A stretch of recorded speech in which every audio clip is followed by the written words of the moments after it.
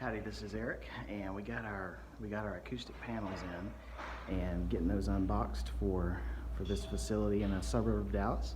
So getting them all lined up along the floor right now.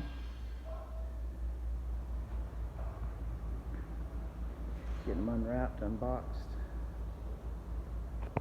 So we'll keep trucking along and show you the finished product here in a little bit. Alright, we just finished the panel installation in this conference room.